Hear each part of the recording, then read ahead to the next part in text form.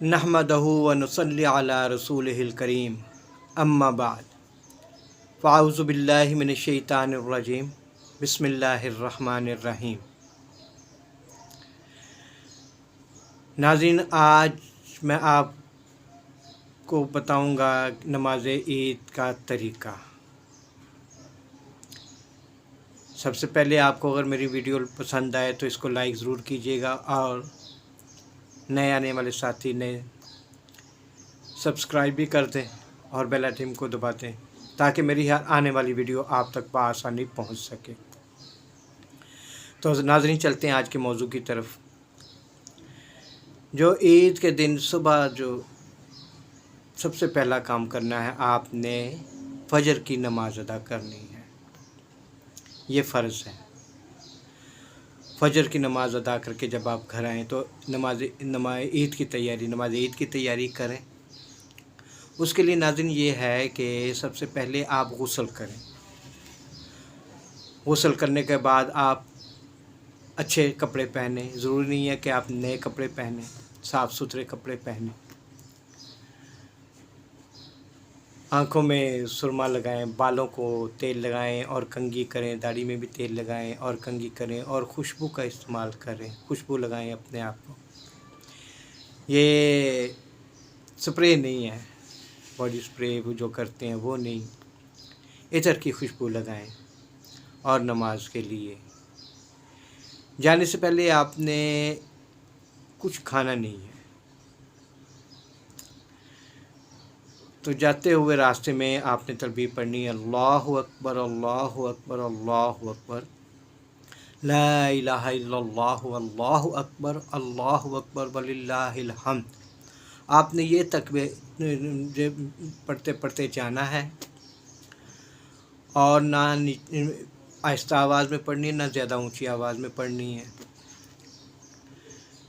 तो जब मस्जिद में पहुंच जाएंगे तो नमाज के लिए जब खड़े हों तो इमाम साहब जिसकी नीयत जो है वो ये है कि 2 रकत नमाज ईद उल ज़ुहा वाजिब 6 तकबीरों के मुँह तरफ क़िबला शरीफ पीछे इमाम के, और इमाम साहब अल्लाहु अकबर कहेंगे तो अल्लाहु अकबर कहकर आपने हाथ बांध देने हैं।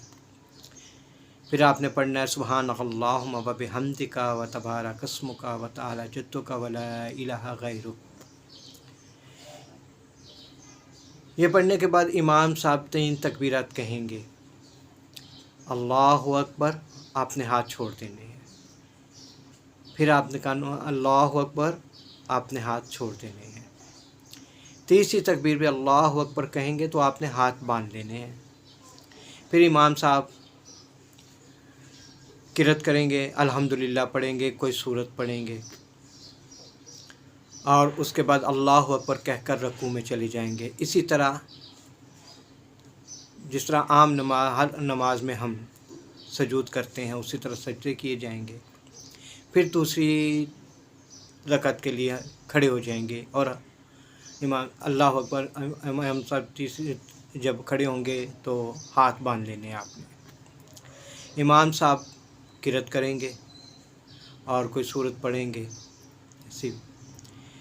फिर 3 तकबीरात होंगी। अल्लाहु अकबर, आपने हाथ उठा के हाथ छोड़ देने हैं। अल्लाहु अकबर, हाथ उठा के हाथ छोड़ देने हैं। अल्लाहु अकबर, हाथ उठा के हाथ छोड़ देने हैं। फिर अल्लाहु अकबर कहेंगे तो रुकू में आपने चले जाना है। इसी तरह ये रकत भी अदा कर दी जाएगी और फिर अत्ताहियात में बैठ के पूरी पढ़नी है और अस्सलामु अलैकुम वरहमतुल्लाह, अस्सलामु अलैकुम वरहमतुल्लाह कह के आप नमाज से निकलेंगे। उसके बाद बैठ के खुतबा होगा। इमाम साहब खुतबा पढ़ेंगे और आपने नहायत इन्हमाक से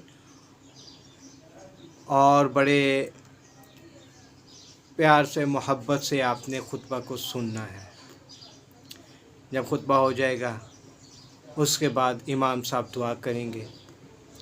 दुआ करने के बाद आप नमाज अदा हो गई।